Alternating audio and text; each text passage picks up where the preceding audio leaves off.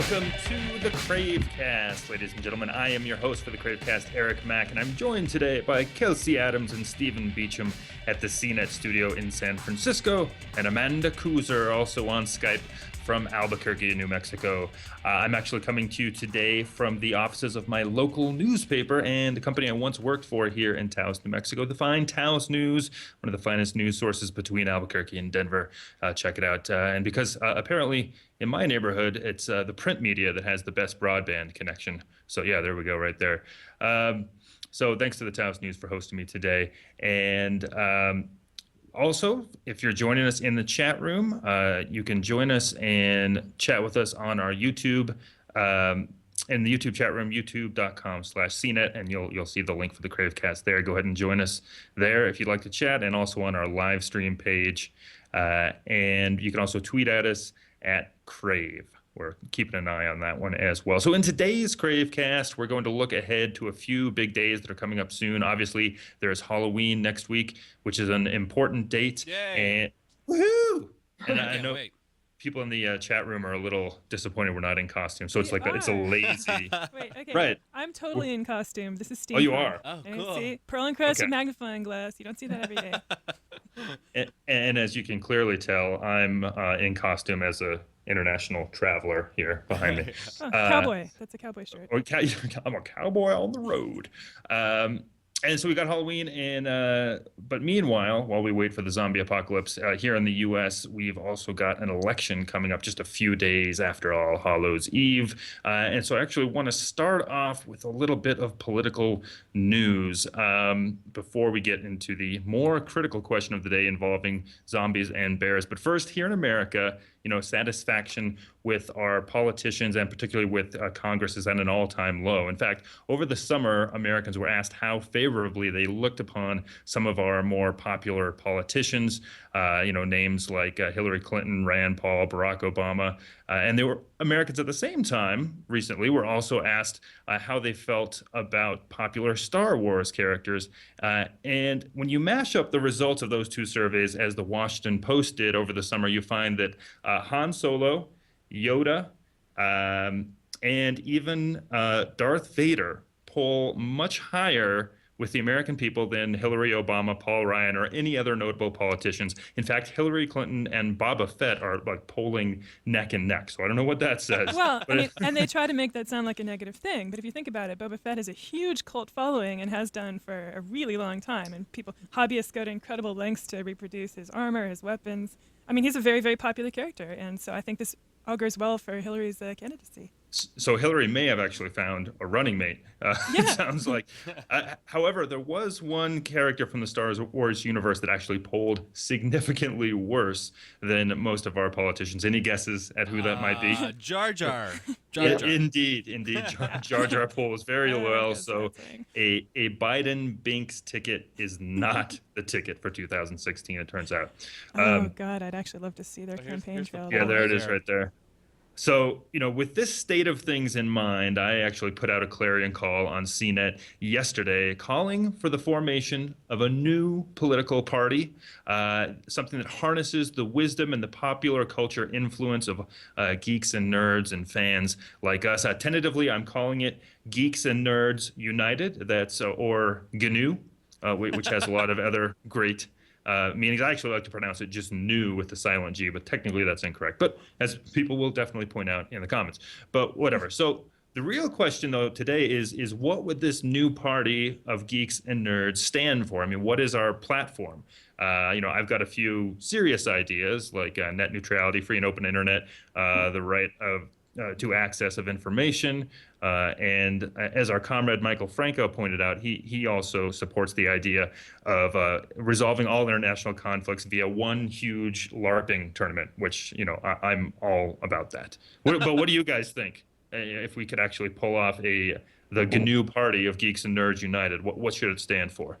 I think there's a lot of political power in the geeks and nerds, and I think they're all pro-science, which is good because our Congress is anti-science right now. So I think it's a win. Australia would get a space program. Definitely. That's for you, Michelle. Put one in for Michelle. Oh, and we should also mention we're short a couple of nerds today. We're missing Jeff Sparkman and we're missing Mm, Bonnie Burton, who are mm. both respectively at Disneyland and Under the Weather. One being worse than the other, depending on your perspective, True. and how many kids you're dragging around with you. Um, so it's too bad they're not able to chime in. Although I do know that Bonnie's in favor of a robot butler in every home, Yeah. so we can definitely support that. We did get some responses on Twitter from readers and watchers.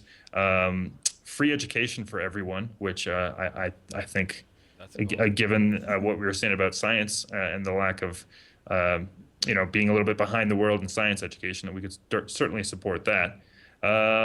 And then all other kinds of stuff, low cost for college, a lot of educational thing here, better paid teachers, year-round school year, which is what you see in a lot of Asian countries. That probably wouldn't hurt in some respects. I feel this would cut into gaming time, though. Just raising this as an issue. That's a good point. Michael is pointing me to the Marvel's Future Foundation. Anyone know what this is? I'm loading it. Find it. Marvel. I'm loading it against. Hopefully, this is going to be appropriate. What do you think, Amanda? What party of geeks and nerds? I'd like to see an initiative for some nationwide broadband, so we can Yes. kind of get an end to these Comcast complaints. Oh, Right, yeah. and to having to rely on Comcast. I mean, I'm begging for the company with the worst customer service to come to my house, and not even having that option. So something is clearly broken there. Here's the Future Foundation on Wikipedia. The first paragraph. It has to do with science. Okay. After Okay. becoming Fantastic. discouraged by how Earth scientists view science and its applications, Mr. Fantastic forms a new group to create a better future for all humanity. Gathering some young, great minds, Mr. Fantastic plans to mold them into a team that will come up with solutions to the world's problems. Cool. There we go. All right. Well, all right. Well, we can be the non-fictional component of the Future Foundation there. So if you've got any thoughts on that, the post is up on CNET right now, and definitely tweet at us at Crave and or in the chat room. I'm glad that 1S Yami stands for geek. So that's excellent in the chat room there. Now, I thought there was an official geek political party already. Libertarians. Pretty much every computer programmer I know is a libertarian. Seems like half the people on Reddit are libertarians. No? So yeah, there's the Pirate Party, which is a real thing in several countries, and there is a Pirate Party of the U.S. And then there's also the Internet Party in Ukraine, which is kind of awesome. They actually tried to get Darth Vader as a candidate. This is Right. back in April, and we did cover it. And Yeah. he Here was he is. yeah. That's pretty great. I love the mix of expressions in the audience there. This is like during the fall of the Ukrainian political party. It's kind of funny. Наши самые сокровенные убеждения будут надежно защищены. Мы будем хранить наши идеалы силой оружия. Мы не уступим и пяди нашей земли. Я пойду... It's kind of scary, actually. So that might not go over so well in our political system, but you get the idea. And actually, I think they did go so far as to submit his candidacy, and it got denied. Yeah. if you Although look I at- have. Sorry. No, go ahead. I mean, I was just because I have recently seen, since he was denied, there's now posters all over Ukraine for Chewbacca. So Chewbacca's apparently still in the running. I was just going to say that if you look at our article we did on it, the picture of him looking defeated after the defeat was very eloquent, I thought. But I didn't know we had live footage. This is better. This is him submitting his papers, I believe. So I'm just saying, it could work for Ukraine, and the polling seems to support this. And there is, aside from the silly stuff, like you were saying, I think there is a serious amount of power within the geek and nerd community that we should harness and to try to build a world where we can all live long and prosper. And so with that, let's see, we're going to move on to Halloween, which is the least scary of the upcoming holidays here in the United States. And Bonnie Burton had a couple of excellent Halloween posts. Which one do we want to start with? The Ghostbusters is getting a reboot, right? Could I do a brief segue first? Yeah, do your segue because I didn't understand it, so maybe you should do it. Esteemed CNET colleague Christine Kane pointed out to me that somebody did a study comparing the number of zombie movies and vampire movies made over the years in the U.S. According to whether it was Democrats or Republicans in office. And apparently there's some theory that zombies are more popular during Republican administrations, vampires are more popular during Democratic administrations because of the fear of zombies as like the shambling proletariat, the poor diseased people coming at you trying to get your money, versus vampires being the decadent aristocrats. I feel like the vampires are the taxing, they're the sucking the blood and taxing the public. And then with the Republicans could hate those too. They just want everyone to be dumb, so everyone walks around like zombies looking for brains.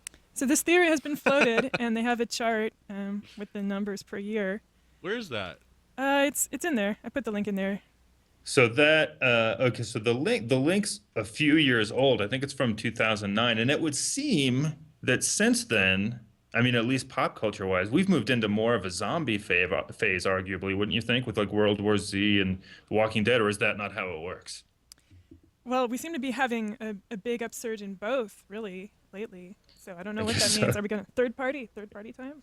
It just means we're screwed. I think is what it means. We're all going to die. Okay, segue complete. Back to you. It means it's about time to call on bears, which we'll get to later. But yes, okay. So in terms of Halloween stuff, though, Ghostbusters is getting a reboot, and it's getting a reboot for the ladies. So this is a post that Bonnie did for us. Starring ladies. That doesn't mean it's only for ladies. Oh, right. I'm sorry. Starring the ladies. And let's see who. I think it's a Paul Feig or Feig. I'm not sure. Directed upcoming reboot. And he's the same guy who did The Heat, starring Melissa McCarthy and Sandra Bullock. So that might give you, some sense of the tone that we're talking about here. Well, the screenwriter, Katie Dippold, worked on The Heat. Katie Dippold worked on The Heat. Yeah. I'm sorry, I'm scanning too quickly. I thought his comments about the technology were interesting. Says he's very into tech and he wants to have new and scary modern technology for the movie, which is a reboot. It doesn't take into account the previous ghost busting that happened. I always thought the proton packs were kind of scary. Yeah. I mean, they're nuclear weapons, right, on their backs? Yeah, that is a little bit scary. So where's he planning to go from there? I don't know. Well, how do you update the Stay Puft Marshmallow Man? Because I mean, now the Stay Puft Marshmallow Man is actually even scarier. I mean, he's going to be made all of corn syrup, and he's the evil mastermind behind the obesity epidemic. I mean, there's more layers. Be a Stay Puft Marshmallow Man in this one? How about the Ronald McDonald in his new social media friendly costume? Do you remember that one? We had an article about that. Yeah, I did the article. Yeah, man. That was me. Remind us of the horror. Well, they're trying to make him hip for his new social media look. It is a little frightening. It's worth checking out if you like a scare. But new Ronald McDonald. I should Stay Puft again for a reboot, but I wouldn't object to seeing him. What would you like instead of the Marshmallow Man, or did you say you'd prefer to have the marshmallow again? That's an excellent question. I think they've got it wide open, but the only thing I want out of this movie is I want to see Kristen Wiig in it. That's my one request. That seems like a must. Is this the new Ronald McDonald right Oh, yeah, that's it. Oh, yeah. Oh. He's always scared me. Updated throwback Ronald McDonald. But so I'm curious, what are other female CraveCasters like? Are there any other franchises that you would like to see, get a more estrogen heavy cast in a reboot? Three Musketeers. That would be good. Yeah. That would be good. Amanda? I think we'd have to bring up the possibility of a female Doctor Who at some point. Well, yeah, every single time. Yeah, it's always a discussion. I'm still waiting for Okay, I completely blank on her name because I love her so much and I'm talking, so never mind. Carry on. But she played the female doctor in Curse of the Fatal Death. You know who I'm talking about. Oh, yes, I do know what you're talking about. Tremendously funny, wonderful actress. Yes. Oh, God. Okay, someone else talk. You have Google it. pages. From Well, and- Absolutely Fabulous, Patsy. Oh, I love her. Yeah. Her. But I'm totally with you. I mean, we've had a female USS Joanna Enterprise, or Lumley. there you go. I mean, we've had some female starship captains, and I mean, it definitely seems about time for a female doctor. I mean, especially since the turnover is so high. How would it not be possible? Well, the argument is that all of those incarnations are aspects of the essential doctor, and that the essential doctor is simply not female. Which, I mean, why Well- wouldn't that be true? We don't know. We don't know Gallifrey. I know I have a feminine side that I get in touch with, and I would argue that absolutely the Doctor has a feminine side, as we all do. But we're going to start to get into Eastern philosophy here really quickly if we go down this rabbit hole much further. So anyway, yeah, I think this is definitely something to get excited for, and I'm interested to see who is cast in it. And I would second that motion for Kristen Wiig for sure, and I think Melissa McCarthy would be great as well.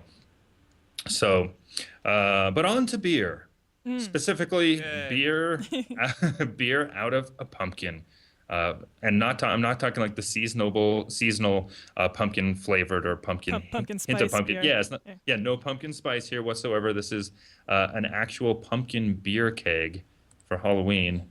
Again, something that Bonnie wrote up for us. Bonnie finds all and these fascinating crafty things. she does a lot of them herself, and then finds other ones as well. Yeah, so there's the DIY video there. Yeah, Will any of you guys be trying this this year? Pumpkin carving kit, a Sharpie, and I am allergic to beer, which is the okay. saddest thing in the world. I'm surprised you didn't die last month when you went to that all beer town thing. I know I didn't have a single one.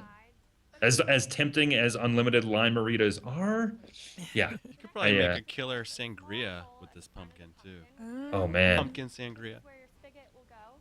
You want it slit. But yeah, this is a The pretty harvest. fun video. I have a dumb question. Is it safe to drink Also use it raw in brown pumpkin? ale or in amber ale. I mean, Sure. Oh, yeah. Yeah. It's like Alright. a fruit, right? grows on a vine, so I think that does make it a fruit, right? Yeah. Has seeds inside. Definitely. Yeah, toast the seeds, you're good to go. So yeah, I'll pass on this. Anyone else gonna try it for us? I'd like to. I just don't know if I have the time Maybe. or the patience. to drink the whole keg or do the carving. Well, we're going to be busy with our Halloween costumes anyway, which obviously only Kelsey got in line today. But I know Amanda is also working on her Halloween costume already. Tell us what one of the main features is that you're working with there. Well, what I've been doing is, for actually the past week, I have been wearing some Back to the Future replica shoes. Oh, cool. Yeah. This is a replica of the Nike Air Mag, minus all the Nike stuff. It's from HalloweenCostumes.com, has an exclusive on it. And doesn't have self-lacing. The power laces don't work, but that's okay. It looks correct. But the greatest feature is that they light up. Oh, rad. Nice. And I've been wearing these grocery shopping, worn them to band practice. I'll have a hands-on article will be coming out this weekend. So I'll describe my experience wearing these for a whole week. Do you get a lot of comments from people when you're wearing them? I down get a the lot of street? side eye. People looking at me, trying not to stare. But it was surprising how few people knew where they came from. But when I walked into an Apple store, everybody in there knew. Not surprising. But I'll give the full description this weekend. You get a lot of comments from younger, like say under 30 folks who think they're really cool but don't know what it's from. Yeah, absolutely. A lot of kids would come up to me and say, "Oh, cool shoes," and some of them had their own light up shoes. You know how they've got those. I just got some for my son. They're Star Wars shoes. They light up, and Sweet. I think he broke them within like 2 days. Yeah. Only one of the shoes still lights up. Oh well, great. He's balancing the. Sorry, nerd. I'm actually wearing Star Wars earrings. Nice. One for Republic and one for. Anyway, carry on. What's on? Wait, what's on them? There's the symbols for the Empire and the Republic. I got them off Etsy. I have time on my hands. So Amanda, are you going to do a full Back to the Future costume for Halloween, or is that just for the hands-on review? Well, I have a T-shirt, a matching Back to the Future 2 T-shirt. That's probably as far as I'll get. I mean, I'd kind of like to mash up some Marty McFly costumes from different across, like a cowboy hat from the third movie, like the puffer vest, and then the shoes. I could be Marty McFly across time. Yeah, like caught in a cross time whirl thing. You could. They even have hoverboards now. That's right. You could get one of those. I got to ride one yesterday. It was crazy. Yeah. Wait, you got to ride one? Yeah, I got to go to Los Gatos and ride the hoverboard. It was really fun. So that really happened? I mean, what's that like? Yeah. Tell us. It was. I just felt like I was out of control because there's no inertia or any. There's nothing stopping the board from moving. It just keeps going whatever direction it wants to go. So I would get on and I just kind of started spinning in a circle, and then some guy would have to stop. And after a while, I got used to it. I could put my foot down and stop myself and like kind of control it. But it takes a lot of practice for sure. But it was fun. It was really cool. What about, So what about speed? Yeah. Well, we were in just a very small little area, so we couldn't really go fast. But I would imagine it would go super fast if you wanted it to. Right. I mean, if there's no friction slowing it down, that could be insane. Yeah, it's scary. Wow. So this is the one that's basically it's like the same as a maglev train, right? So you actually have to be over a certain surface, and you're like a couple inches off the ground. Is that right? Is it that one? Yeah. They had a copper floor. Let me see if I can find the video. It should be around here somewhere. But they had a copper floor, and that's how the magnet would conduct. It would build a magnetic field. It conducts this energy that builds a magnetic field under the board, so you're basically floating on a magnetic field. It's very weird. Yeah. But and they had a half pipe there too, and there was another guy who could do the half pipe really well. He was really good at it. Wow. So it was pretty amazing. Here, I have the video. It was really loud too. Oh, I see. But I was thinking about while Amanda was talking about the shoes. If I had the shoes yesterday, that would have ruled. Yeah. Introducing this technology. But it was fun. In a way that everyone can understand. Nice. Oh, this is where you were yesterday. Okay. Yeah. And by now, hopefully, that's caught people's attention. So you see how it just because what we really it just want to do with this once it starts going in a direction, it doesn't stop. frankly, it's a lot Someone more has to important. stop you, or you have to step the off of it. hoverboard's fun and it's That is cool, just so and yes, delightfully it misguided. does work I on love it. it.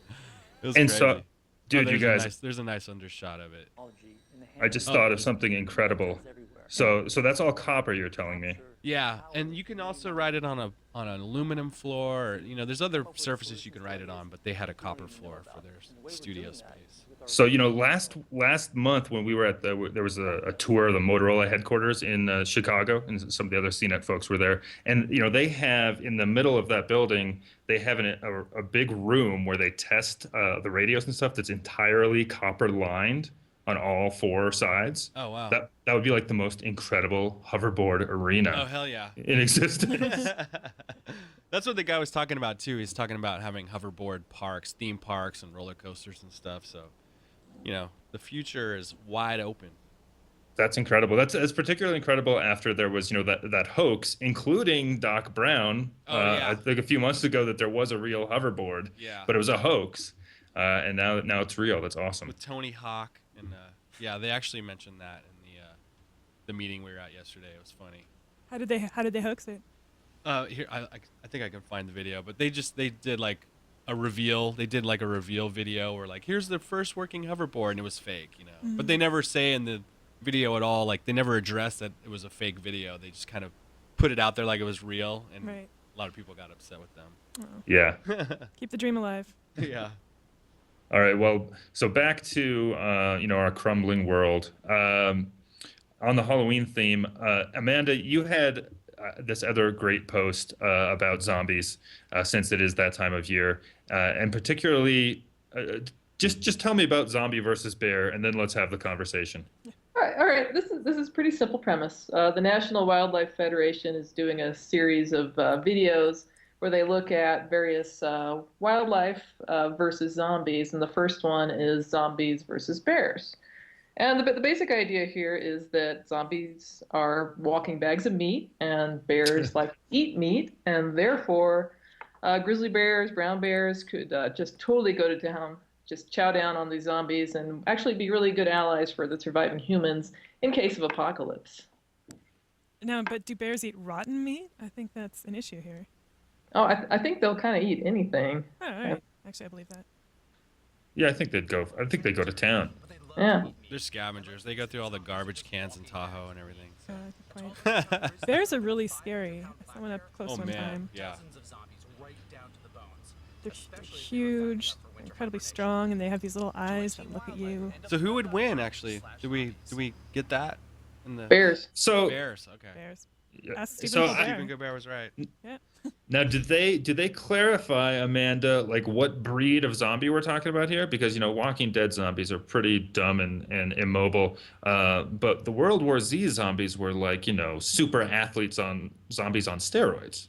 So Yeah, which they one don't are we? really get into the specifics on the type of zombies. My biggest concern really is if we're talking a zombie infection that could potentially infect bears, because that would be an incredibly dangerous situation because we'd have zombears, which would pretty much mean the end of humanity right there. So we're hoping that this is not transmissible to the bear population.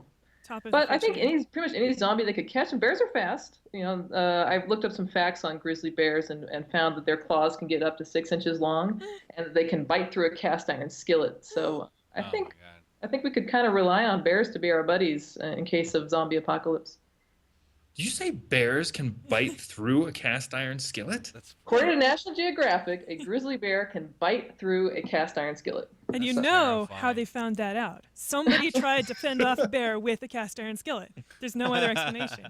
That's scary.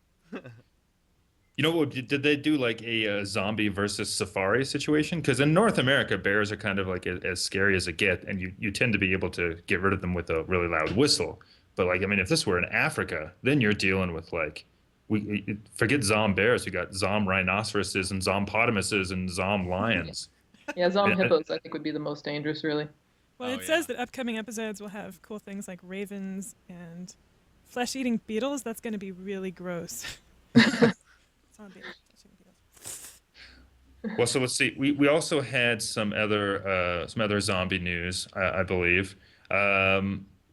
Tell me, I'm forgetting which one was yours, Amanda. What was some of your She has the log cabin. summarize your zombie coverage for us. Okay. Oh, the log Well, I cabin, had Zombie Day with the zombies and bears, and then a very interesting thing from Tiger Log Cabins, which is a zombie-proof log cabin kit. It costs $113,000. That includes pretty much all the gear. It doesn't include installation. Flamethrowers are extra, but you get a pretty well thought out zombie-proof structure that has reinforced slit windows, barbed wire surround, 360-degree views, has a microwave, an arsenal, a garden area. I mean, you'd be pretty well set for a Walking Dead sort of situation if you had this particular log cabin kit. That actually looks pretty nice inside. I have Yeah, a question. It says it's only good for 10 years. So why is there a 10-year warranty on that? Yeah, there is a 10-year zombie-proof warranty. I'm assuming they're just trying to limit their liability. A lot could happen, to a structure to deteriorate over 10 years. So I could see why you might not want to guarantee it past that time period. Of course, the difficulty of collecting on that guarantee, I'm sure, has occurred to everybody. They do Well, and require a medical proof of zombie activity if you want to collect on that guarantee. Right, and in the case of a complete and total breakdown of society, I think it's a well-known fact that the lawyers would go first, and then the court system. So after 10 years, what's the point of a warranty? It can't be enforced anyway. It's just logical. Maybe the last running water in the nation will be in the patent office, and Yeah. that sort of thing. I guess I don't mean patents. The other thing. So you can actually get flamethrowers. That's interesting. I only learned a year or two ago that flamethrowers were actually used in the military and are a real thing, and not just invented for games. I'm confessing that. That's all right. So another real thing that we've been talking about a little bit on Crave is the return of Twin Peaks. I'm jumping right to this one because I wanted to get into it because I've never seen Twin Peaks, and I'm wondering if you guys have and if you're excited about the notion that it could be coming back. I am excited because it's David Lynch, and is he going to be directing the new one too? Yes. Oh my God, yeah. I mean, that's exciting. Just that alone. I never watched the original series either, but it seems very odd, you know. I've seen literally 30 seconds of it. They were the last 30 seconds of the entire series. I happened Oh, to turn really? the TV on right when the thing was happening, and I was like, well, so Super cool. that's that show. I'm a huge Twin Peaks fan. I mean, I've watched it multiple times, the whole series. I watched Fire Walk with Me. I've got the Access Guide to the Town. I have the Secret Diary of Laura Palmer. I mean, I'm so excited about this. And David Lynch is signed on to direct what is supposed to be a 9-episode run. Oh, wow. So just the fact alone that he is going to be directing this, I think we are in for a treat. Yeah. So is it going to pick up from where it left off, or is It's there's going supposed to be 25 time in years. between, right? Yeah, it'll be 25 years later. It'll pick up in essentially modern day, which I think is a smart move. My big question, maybe you guys can help me with this, is that I really want to get this Twin Peaks Sheriff Department T-shirt, and it's got the Twin Peaks logo and the little Sheriff Department logo. But if I wear that around, are people going to think that I'm advertising that Hooters chain? Yeah, it could be. I'm a little concerned. Let me see what the twin. Yeah. That's No, use completely caution different. with that.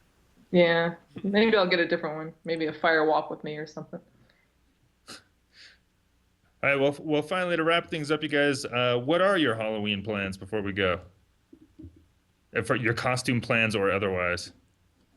Well, I'm gonna be. I have 2 sons, and they're 2 and one's 10 months old, and they're gonna be Mario and Luigi. And then Nice. my wife is gonna be Princess Peach, and I'm gonna be Toad. Oh. So hopefully we're gonna win some costume contests this year. Yeah, that's awesome. How about you guys? Nothing. I'm still working on it too. See, I'm trying to poach ideas. Is really what's going on here. We've been talking about Frida and Diego, my wife and I, and trying to figure out how to work our daughter into that setup. Frida Nice. But, Kahlo or what? Frida Kahlo, yeah. So not particularly geeky. Maybe your daughter but, can be like a painting or something. Yeah, No. yeah. Yeah, there you go. Put a Then frame she around would Tell her be she's a still life and she has to be really, really quiet. right. Yeah, she would be really Hours. quiet that way. It's the way to do it. All right. Well, thanks so much for joining us on the CraveCast for this Halloween election edition. And, keep in mind, go to cnet.com/crave. Check out all the stories that we've talked about today. And also check out the GNU Party and, let us know what you think Party of Geeks and Nerds United should stand for. Tweet us at Crave and catch us back here in November for the next CraveCast. Any last words, Kelsey Adams? I was just going to shout out to Michael Franco for his Blast Zombies with Lasers Aboard This California Train article. Because of that, and talking to Anthony Domenico, another Crave contributor, I learned that Minneapolis and Minnesota in general is the center of paintball expeditions to shoot zombies. They have multiple different companies running paintball zombie shooting trips. Some of them drive around in a Jeep, others are in the woods, and it's really cheap. It's like $10 for an evening of glow-in-the-dark zombie shooting. Wow. And some of them are family friendly, some of them are not. I think that's really an interesting thing to learn about Minnesota, and I just wanted to share that with everyone. That sounds like fun.